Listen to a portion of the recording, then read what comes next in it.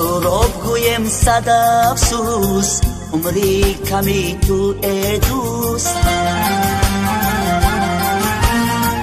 از مرگ ناگهانی ای دوستی آرمانی دریغ و قسمتی تلخ از بر ما جدایی مشتاقی صحبت آید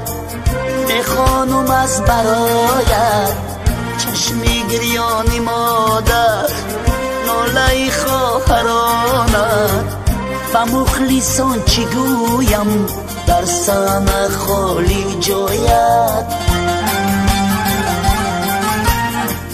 و مخلصان چی گویم در سن خالی جایت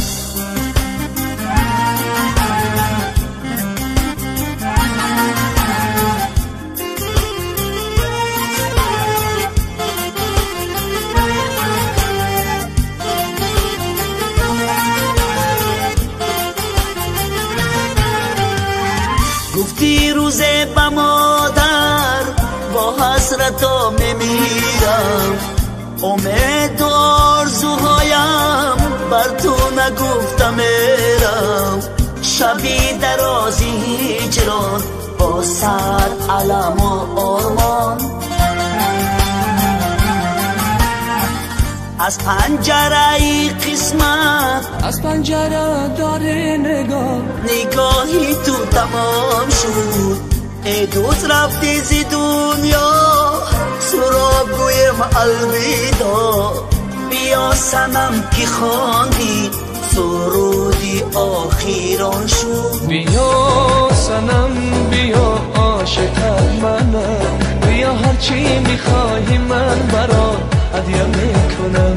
بیا سنم که خواندی سرودی آخیران شد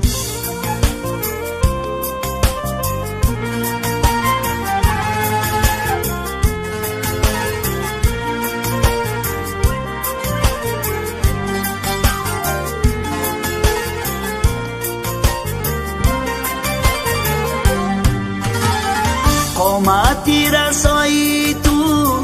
آن حسن زیبایی تو بکی گویم خدایا